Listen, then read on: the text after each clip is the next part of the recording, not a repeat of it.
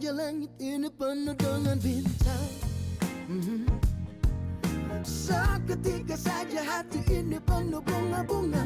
Oh, oh. Ku terpana, ku bahagia. Cinta, cinta, cinta, ku jatuh cinta. Cinta, cinta, cinta, ku bahagia. Wizzy featuring Sandy Sondoro dengan Cinta, Cinta, Cinta. Lagu yang sudah bawa kita 10 menit dari pukul 11 waktu Indonesia Tengah. Dan Anda masih terus bersama saya, Meilani Ahmad di Lintas Makassar Siang sesi pengarus utamaan gender. Kita akan segera bersama dengan narasumber kami, Ibu Nike Frans, yang merupakan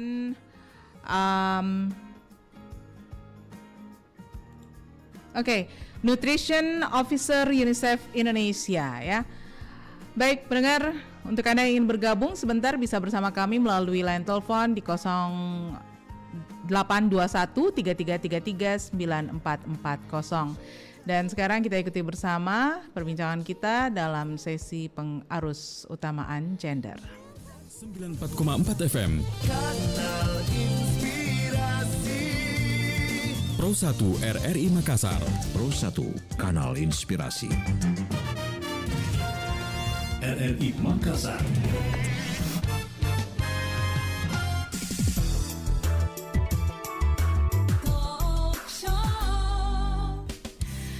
Pengarus utamaan gender kali ini menghadirkan topik tentang gizi pada remaja bersama Ibu Nike Frans, Nutrition Officer dari UNICEF Indonesia. Selamat siang. Assalamualaikum Bu Nike. Halo. Selamat siang Bu Nike. Bu Nike ini alhamdulillah. Oke. Gimana kabarnya Bu Nike? Kabar baik, alhamdulillah Ibu Nike. Ini kita ngobrol tentang gizi pada remaja ya Bu ya.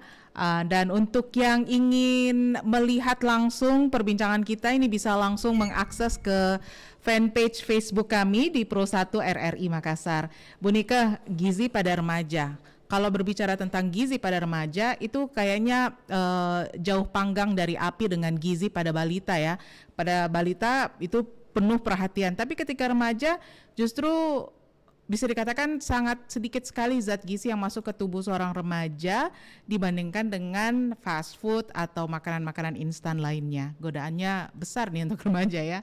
Nah, sebetulnya pada fase remaja ini masih pentingkah kita berbicara gizi pada remaja, Bu Nike?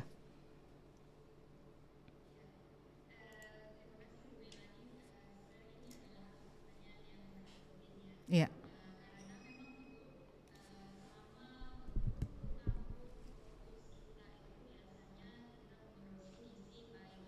Iya.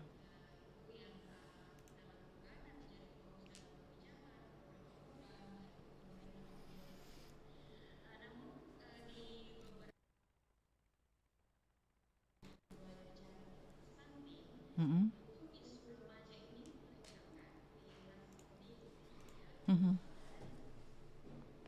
Iya.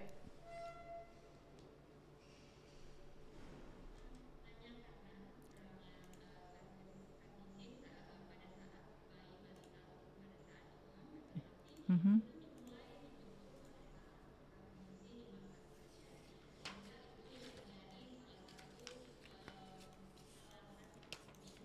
Mhm.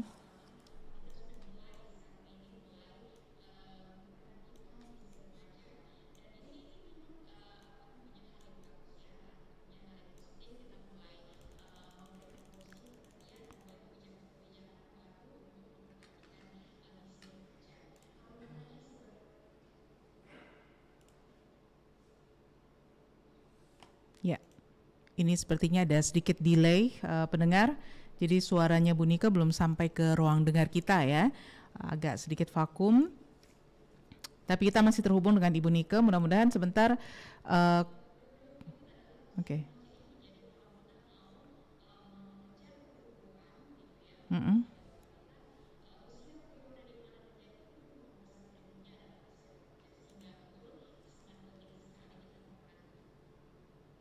Baik. Ini terputus lagi audionya ya. Oke. Mudah-mudahan nih Bu Nike bisa dengarkan saya. Ini saat ini suaranya tidak terdengar sama sekali untuk Ibu Nike Franz. Jadi kita masih mencoba untuk terhubung kembali dengan Bu Nike. Kebetulan kita melalui Zoom meeting ya. Oke. Baik. Baik pendengar, kita coba untuk kembali terhubung dengan Ibu Nike. Masih tentang topik kita gizi pada remaja ya. Nah, kalau dipikir-pikir kan seperti yang disampaikan Ibu Nike tadi, ternyata belakangan ini baru ada concern ya, perhatian khusus untuk peningkatan gizi pada remaja. Ini sudah terhubung kembali ya. Ibu Nike, mohon maaf ini kayaknya jaringan kita kurang bagus ini siang ini. Iya. Ya, suaranya masih belum sampai ke ruang dengar kita, masih delay kayaknya. Oke, Bu Nike mohon maaf sekali lagi, kita jeda dulu, sebentar kita akan kembali ya setelah yang satu ini. Baik, mudah-mudahan pendengar masih terus bersama kami, penting untuk membahas tentang gizi pada remaja, tapi kita ada sedikit kendala, jadi kita jeda dulu. Setelah yang berikut ini saya akan kembali masih dalam pengarus utamaan gender.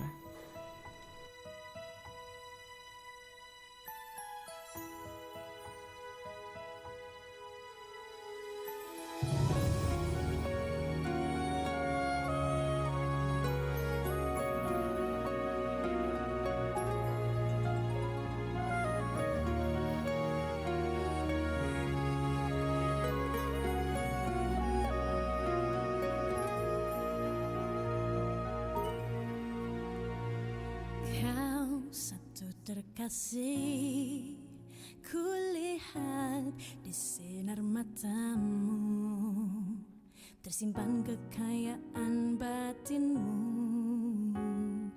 di dalam senyummu ku dengar bahasa kalbu mengalun bening menggetarkan. Kini dirimu yang selalu bertahta di benakku, dan aku kan mengiringi bersama di setiap langkahmu. Percayalah, hanya diriku paling mengerti kegelisahan jiwamu kasih, dan arti kata kecewamu kasih. Yakinlah, hanya aku yang paling memahami besar arti kejujuran diri, indah sanubarimu kasih.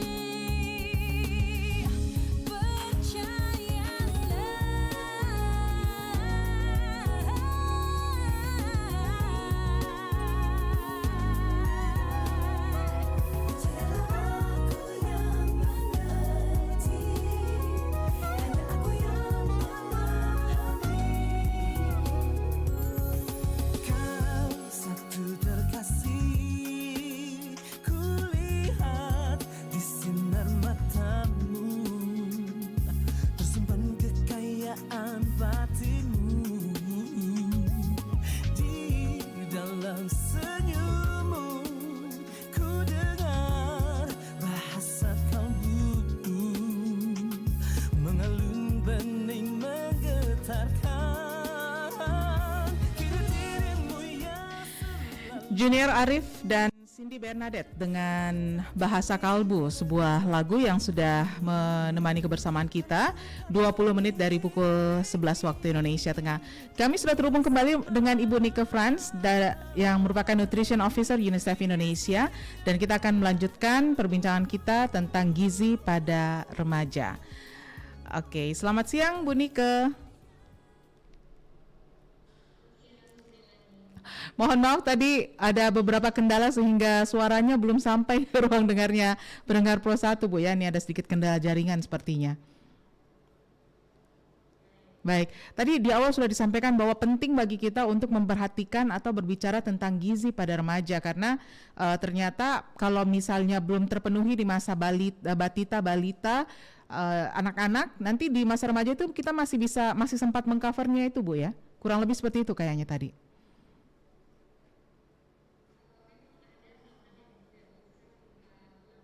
Oh ya, ya,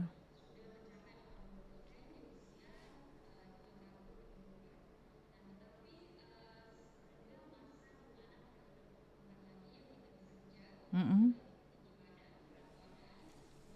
mm-mm.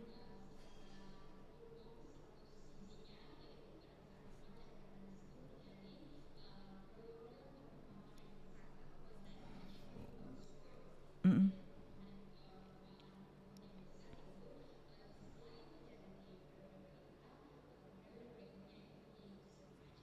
Oke, Bu Nika ini untuk menyatukan persepsi ya, yang disebut dengan usia remaja secara apa namanya pakem dari UNICEF ini misalnya usia berapa sampai usia berapa nih Bu?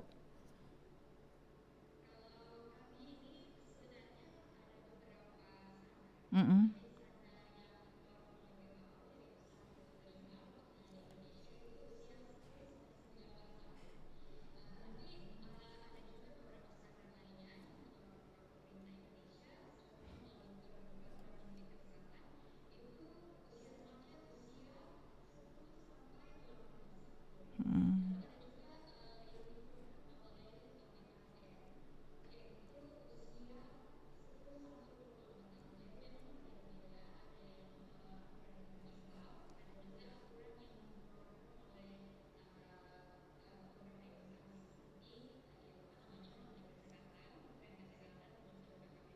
Oke, ya anggaplah 10 sampai 24 tahun, kita ambil range yang terpanjang Bu Nika ya.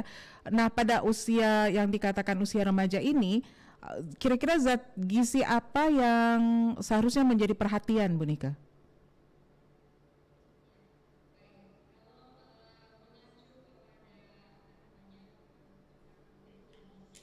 Iya, mm-mm.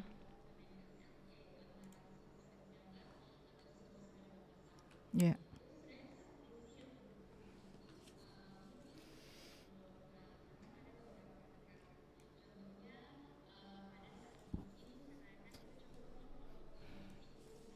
iya,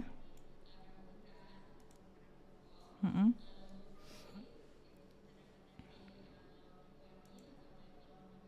Mm-mm.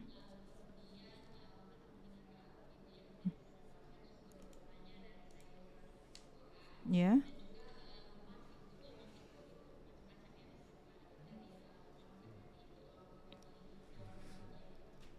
iya.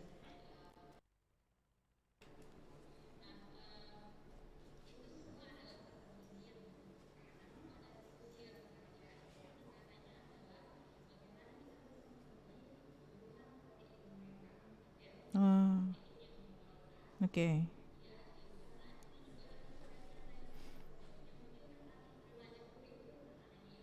Hmm, iya,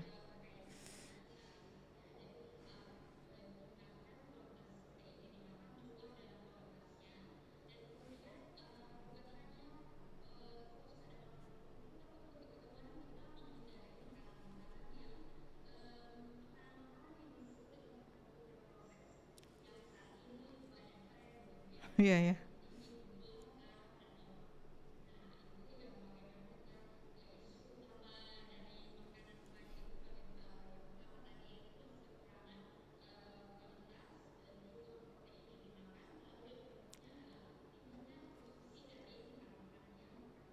Oke, tapi makanan-makanan yang GGL tadi, gula, garam, dan lemak itu kayaknya merajai kehidupan remaja ya.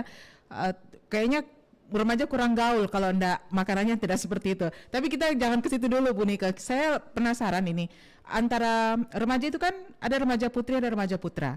Nah, antara apa namanya dua jenis kelamin ini, tentunya apakah berbeda kebutuhan nutrisinya, kebutuhan gizinya, atau disamakan? Atau mungkin harus lihat apa banyaknya aktivitasnya, harus lihat tinggi dan berat badannya, atau gimana Bu?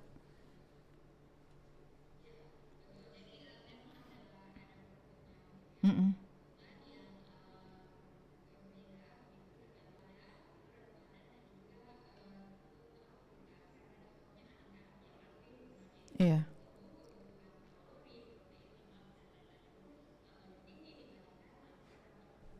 Mm-mm.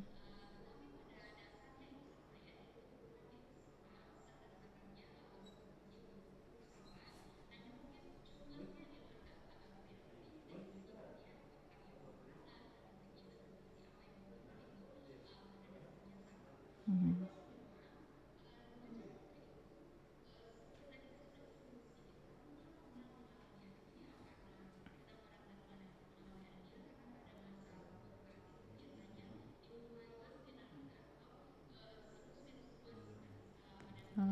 Iya, iya.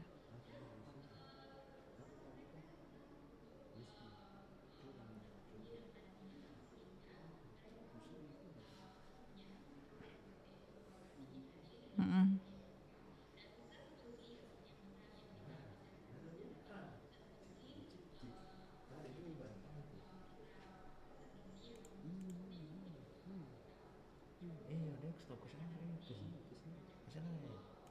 Remaja putra juga membutuhkan zat besi, tetapi remaja putri itu membutuhkan sedikit lebih banyak Lebih ya banyak. karena mengalami itu tadi ya. Oke, Bu Nika, kalau misalnya seperti itu ya, maka saya baru paham ini kenapa wanita-wanita dewasa setelah berumah tangga, hamil dan melahirkan itu biasanya memang rentan sekali dengan anemia ya. Dan itu bisa macam-macam akibatnya ya, bisa keliengan, bisa kurang bersemangat, banyak sekali dampaknya. Nah, itu ternyata harus punya bekal yang cukup di usia remaja. Secara sederhana Bu Nike, kita kan remaja sekarang kan pada dasarnya mau yang instan, gak mau susah ngitung apa segala macam. Apakah kebutuhan zat besinya itu bisa terpenuhi dengan suplemen zat besi seperti misalnya yang marak beredar yang merek S itu, atau harus memang dari makanan-makanan yang dikonsumsi seperti apa istilahnya, kalau protein kan berarti dari kacang-kacangan, daging dan seterusnya. Yang mana yang lebih bagus nih Bu? Nah, ini pertanyaan bagus juga nih Bu Melani. Heeh. Karena begini, berdasarkan survei tahun 2013 dan tahun 2018, itu kita temukan bahwa 1 dari 3 anak remaja putri itu mengalami anemia. Remaja putra juga 1 dari 10. Kalau remaja putra itu 10%, kalau remaja putri itu diketahui 30% mengalami anemia.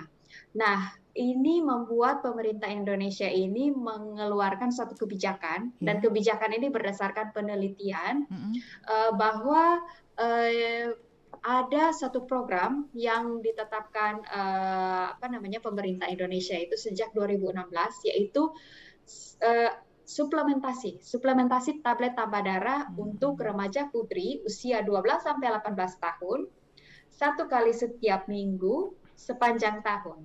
Jadi itu sudah merupakan program nasional, dan saat ini itu yang sedang kita suarakan, sedang kita advokasi, karena pada kenyataannya itu banyak sekali yang tidak terakses begitu dengan program ini. Begitu. Jadi memang kalau dibilang apakah bisa memenuhi, bisa. Buktinya 2/3-nya itu 2/3 remaja Indonesia itu bebas anemia ya. Tetapi bagaimana kita mengcover semuanya dan juga mencegah ya, bagaimana kita mengcover semua remaja putri dan juga mencegah supaya tidak kita turunkan angka anemia itu, dan kita bisa, karena kita bicara anemia ini bicara juga generasi ke depan ya, bagaimana tidak melahirkan anak-anak yang BPLR atau anak-anak yang stunting seperti itu, sehingga itulah program yang dicanangkan pemerintah Indonesia untuk semua remaja putri mengkonsumsi 1 butir tablet tambah darah, dibagikan secara gratis oleh pemerintah sepanjang tahun. Itu program pemerintah ya?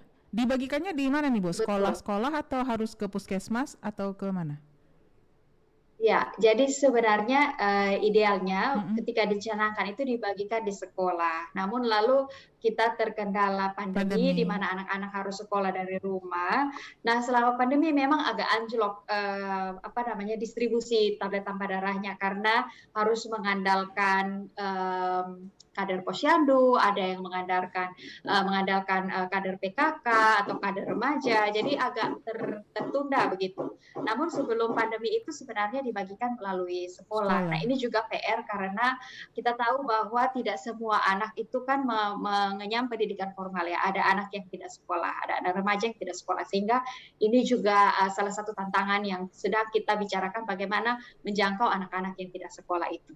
Oke, tapi pada dasarnya memang pemerintah sudah mengantisipasi dan ini program ya agar tadi dampaknya kalau terjadi anemia pada remaja putri itu berdampak pada stunting nanti pada keturunannya ya, anaknya ya.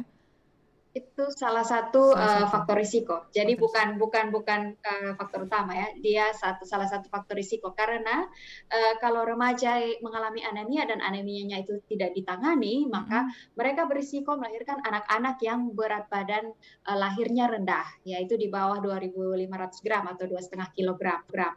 Nah, kalau sudah BBLR itu risiko untuk ke stuntingnya itu lebih tinggi. Nah, ini yang menyebabkan anemia pada remaja ini merupakan persoalan yang cukup serius. Oke, oke.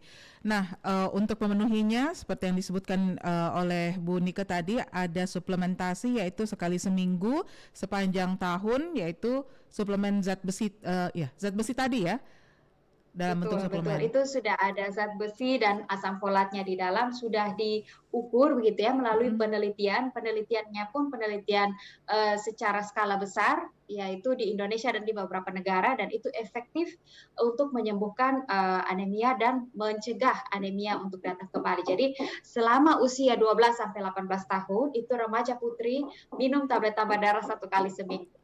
Ini jauh lebih mudah dibandingkan kalau ibu hamil kan setiap hari ya.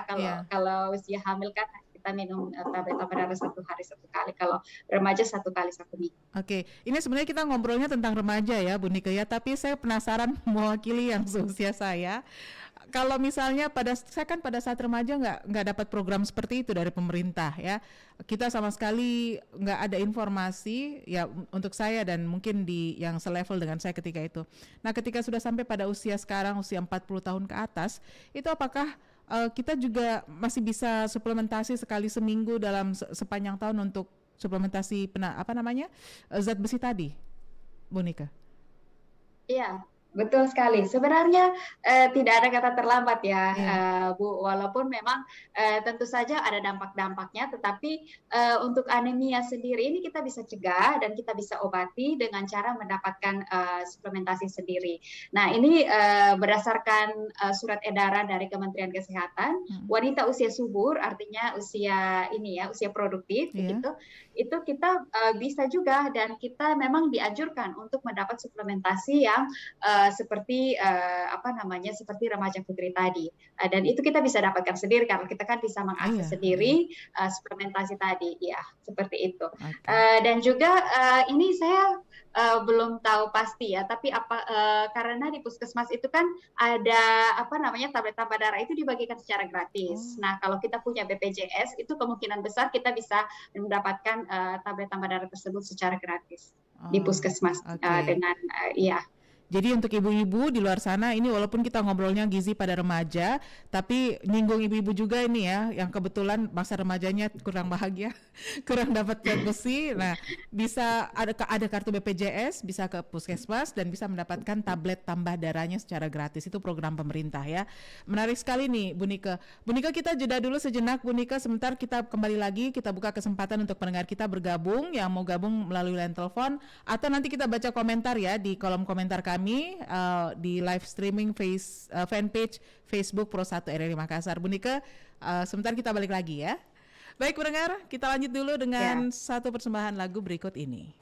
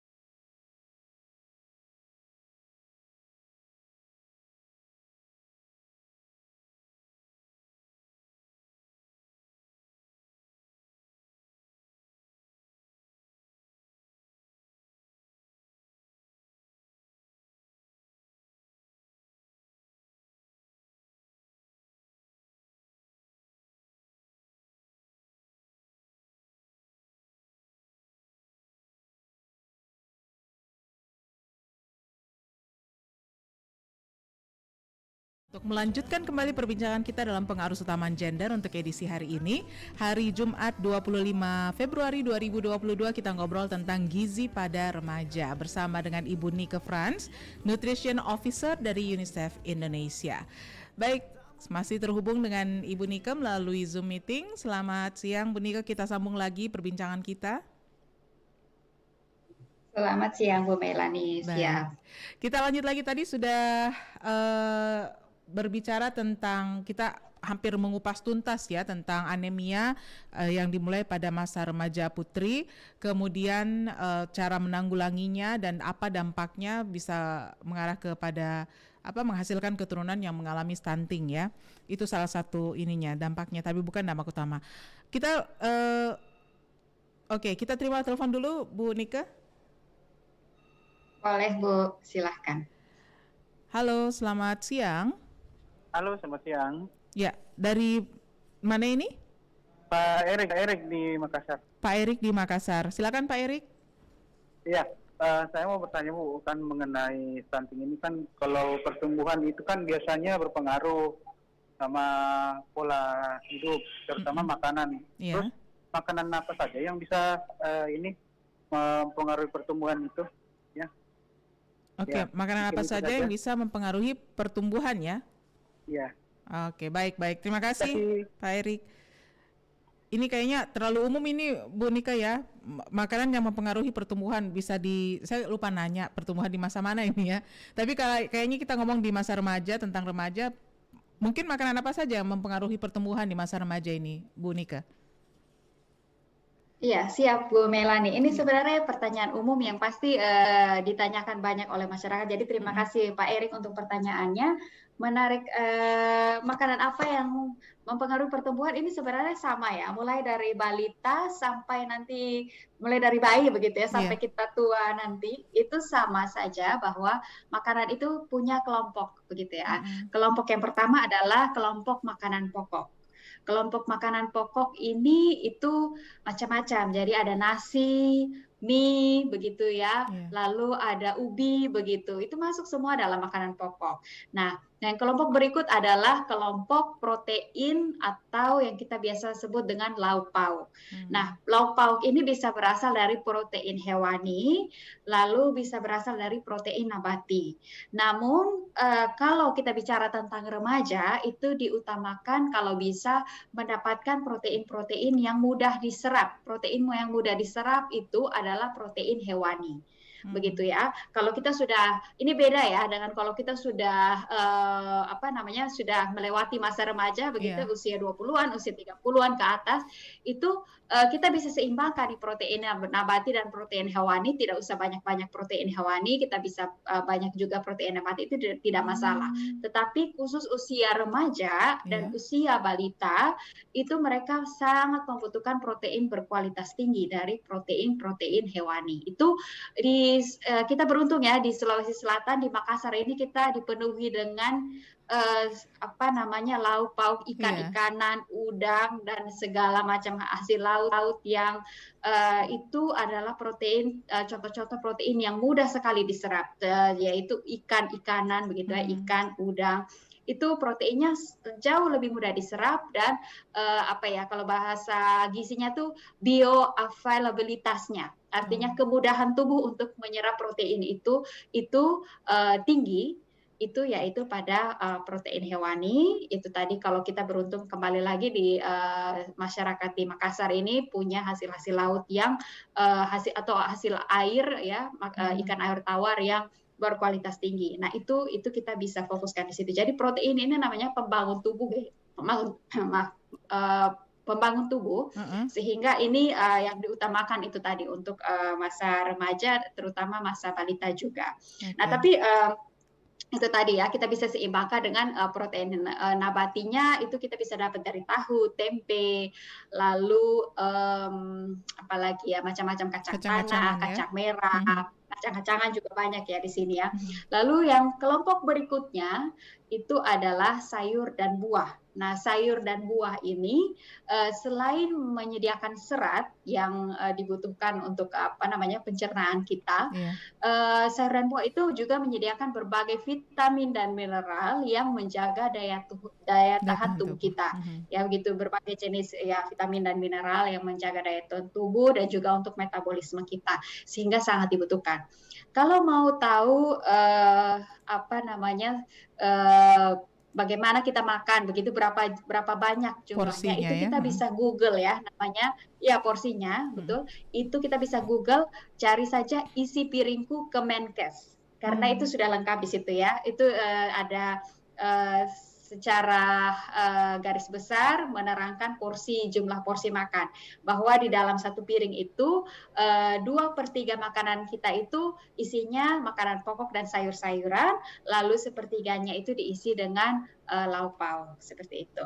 Nah itu kita bisa cari di itu. Lalu kita bisa juga Google namanya 10 pesan gizi seimbang.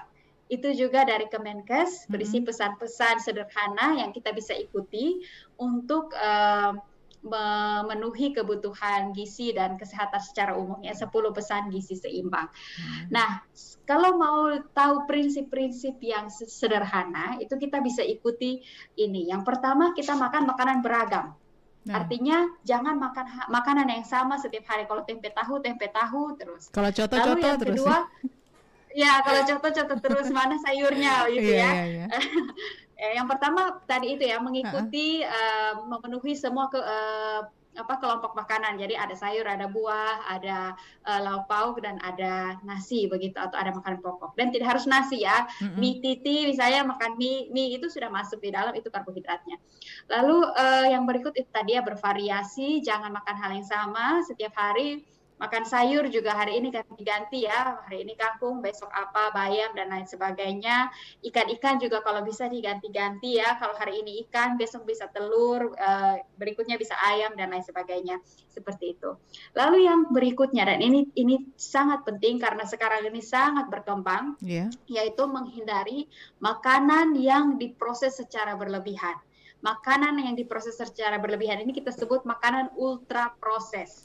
Nah, itu contohnya begini, ultra proses itu makanannya sudah tidak berbentuk seperti makanan asli.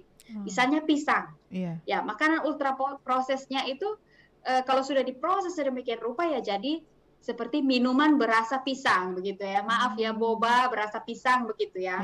Itu kan yang dijual di pinggir-pinggir jalan itu minuman boba, mana pisangnya? Pisangnya sudah dalam bentuk bubuk begitu. Jadi itu yang disebut dengan makanan ultra proses, tidak lagi kelihatan bentuk aslinya. Padahal jauh lebih sehat kita makan buah pisangnya begitu ya, daripada kita membeli minuman berperasa pisang. Misalnya seperti itu. Begitu, Bu. Jadi dibandingkan memakan atau meminum sesuatu yang hanya menimbulkan rasanya saja, mendingan sekalian makan bendanya ya. Jadi kayak pisang jangan aromanya saja. Makanan aslinya. Betul. Atau stik udang begitu. Ya, yang udang itu hanya rasanya saja. Udangnya mana? Padahal kalau ke pasar begitu beli udang itu akan jauh lebih sehat makan itu. Tapi ini saingan lagi nih Bu Nika dengan kebiasaan masyarakat kita yang memang suka instan ya, apalagi di zaman semakin ke sini tuh semakin, apalagi ada HP, tinggal pesan, belum tentu makanannya juga, tapi berbentur lagi dengan kegiatan, dengan aktivitas padat, tiba-tiba kita sudah nggak punya waktu untuk menyediakan makanan sehat untuk diri kita sendiri. Secara sederhana Bu Nika, apa yang bisa kita lakukan agar terutama untuk anak remaja ya, agar tidak terperangkap dengan gaya hidup instan dan bisa tetap mengkonsumsi makanan yang bergizi? Ya, ini pertanyaan menarik lagi, Bu. Karena remaja ini kan dia masih bergantung ya, masih bergantung dengan yang pertama orang tua, lalu yang kedua adalah institusi pendidikan. Nah, oleh karena itu ya orang tuanya yang pertama ya harus mengajarkan pola makan yang sehat itu kan dari rumah tangga ya, itu yang pertama. Lalu yang berikut, yang kedua, yang ini kita juga sedang, salah satu UNICEF itu juga bantu mengadvokasi adalah bagaimana sekolah itu punya kurikulum pendidikan gizi untuk anak remaja. karena di sekolah itu juga sangat mempengaruhi kebiasaan makan, dan kalau satu temannya begitu ya makan ini, dia juga Iya. bisa terpengaruh. Nah itu, dan kan sepertiga waktu remaja itu dihabiskan di sekolah juga. Jadi di sekolah itu juga penting mulai memberikan edukasi gizi. Nah ini salah satu program kami itu juga kita melatih guru-guru dan fasilitator-fasilitator sekolah sehat yang mereka bisa mengajarkan pendidikan-pendidikan gizi itu ke anak remaja, karena seingat saya zaman saya dulu sekolah itu saya jarang sekali mendapat pendidikan gizi. Iya. Begitu ya, begitu kuliah mengambil jurusan gizi baru belajar gizi. Kalau tidak pernah belajar gizi di sekolah. Paling kita hanya menghafal karbohidrat, protein, lemak, tapi kita tidak secara mendetail begitu ya, secara praktisnya bagaimana dalam kehidupan sehari-hari. Lalu di sekolah itu bisa punya peraturan seperti ini. Ini sudah dimulai di beberapa sekolah di Makassar dan kabupaten-kabupaten lainnya. Itu adalah sarapan bersama, lalu dilanjutkan minum tablet tambah darah untuk remaja putri SMP dan SMA. Ini sudah mulai. Nah, pada saat sarapan bersamanya ini dimulailah diberikan edukasi gizi, bahwa kelompok-kelompok makanan itu bukan hanya karbohidrat saja, karena kalau tidak diberikan arahan seperti itu, bisa jadi bekalnya itu nasi dan mie misalnya, itu kan satu kelompok makan saja ya, karbohidrat saja ya, mana sayur, mana protein hewaninya, mana protein nabatinya, seperti itu. Jadi itu adalah kebiasaan-kebiasaan baik yang diterapkan di sekolah. Nah, lalu di sekolah itu juga bisa menerapkan program, contohnya kantin sehat, begitu ya. Jadi di sekolah juga bisa membatasi makanan-makanan apa yang ada di kantin, sehingga itu juga mengarahkan anak-anaknya membeli yang makanan yang sehat, seperti itu. Dan tentu saja kebiasaan itu juga patut kita ajarkan di rumah tangga kita masing-masing. Oke, yang namanya kebiasaan, kalau nggak terbiasa ya nggak akan jadi kebiasaan, Bu Nika ya. Oke, Bu Nika, kita baca dulu pesan WhatsApp dari Ibu Tiara di Makassar. Ini menanyakan tentang apakah di usia remaja itu makanan apakah yang harus dikonsumsi di usia remaja agar tinggi badan bisa maksimal. Karena anak-anak teman saya semua tinggi-tinggi kecuali anak saya. Apakah memang faktor keturunan itu mempengaruhi? Silakan Bu Nika. Ya, makasih, ini pertanyaan bagus juga. Seperti yang tadi saya sudah sampaikan, bahwa pertumbuhan pesat pertama itu ada di balita ya. Itu makanya kita selama berpuluh-puluh tahun ini menekankan gizi balita. Akan tetapi pertumbuhan pesat yang kedua itu ada di remaja, sehingga kita masih bisa nih mengejar usia remaja ini, terutama masa prapubertas. Ya, masa prapubertas itu ya artinya mulai dari usia 10 tahun. Nah, tapi tenang saja, kalau sudah lewat 10 tahun pun, asal masih dalam masa remaja ya, di bawah 18 tahun itu kita masih bisa usahakan gitu ya, usahakan sebisa kita ya, jangan memang, tapi ya itu tidak masalah juga kalau memang nanti tidak terlalu berhasil, karena memang tadi itu ada jendela pertumbuhan pesat tadi itu ya, balita, prapubertas dan remaja. Nah, tetapi hal apa yang kita bisa lakukan? Kalau kita bicara tinggi badan, ini beda ya. Kalau kita mau menambah berat badan kan kita tambah porsi lemaknya ya, dari karbohidratnya. Kalau kita bicara tinggi badan, itu kita bicara tentang protein dan kalsium. Nah, protein dan kalsium ini kita bisa dapatkan dari kembali lagi, protein hewani berkualitas baik ya, kualitas dan kuantitasnya baik.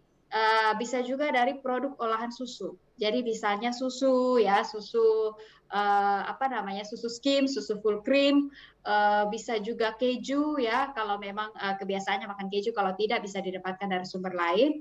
Lalu ikan-ikan. Nah, ini lagi ya, kita manfaatkan ikan-ikan yang ada di sekitar kita ya. ini ya, karena itu iya betul. Ini kan makanan lokal ya sebenarnya ya. Cobalah makan ikan. Kalau berapa banyak ikan?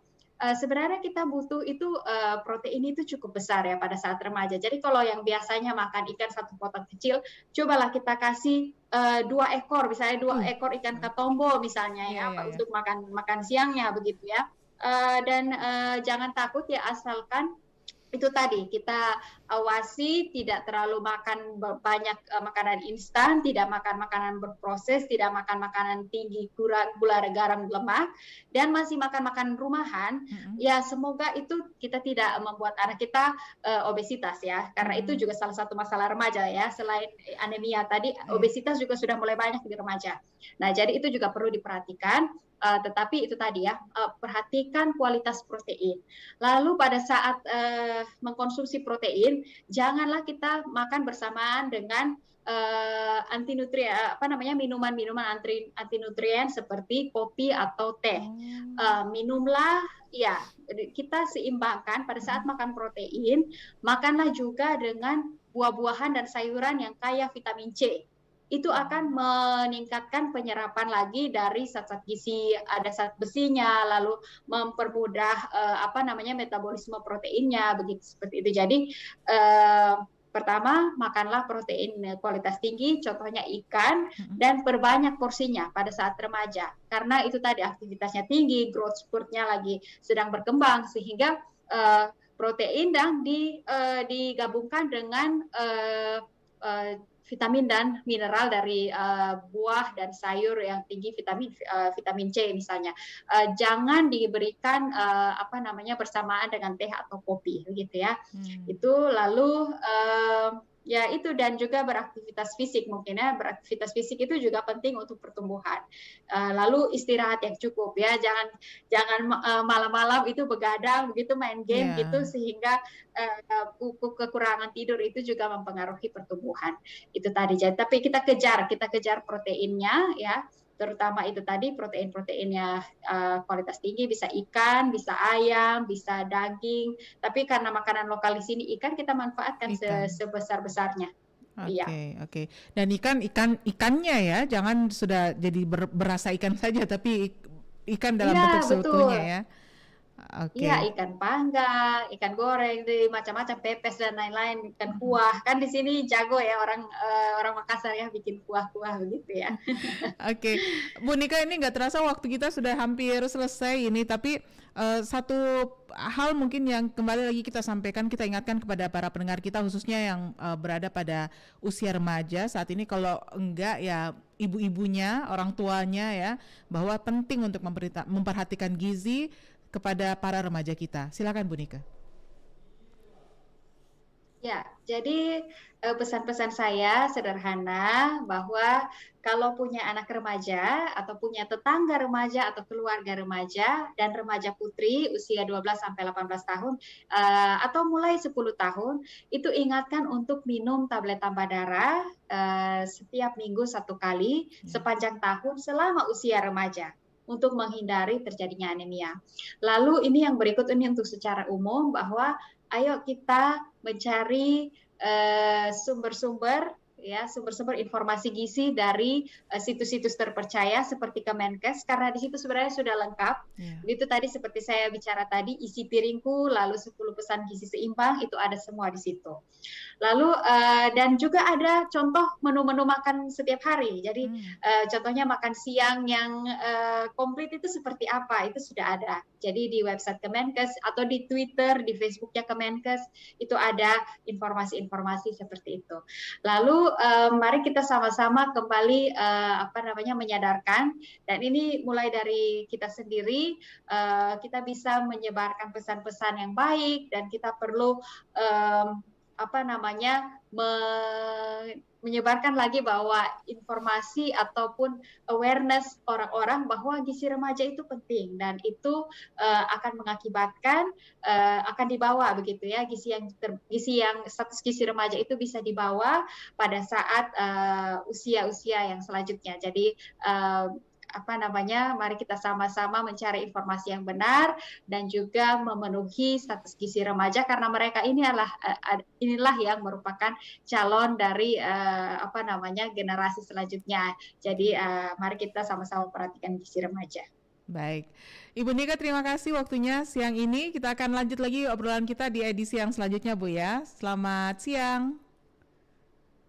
Terima kasih banyak Bu Melani, selamat siang. Baik, dengan demikian kebersamaan kita dengan yang merupakan Nutrition Officer dari UNICEF Indonesia, dan kita tentunya akan kembali menghadirkan topik-topik yang menarik pada pengaruh utama gender pada edisi selanjutnya. Saya Melanie Ahmad, sampai jumpa. Assalamualaikum warahmatullahi wabarakatuh. Kanal Inspirasi. RRI Makassar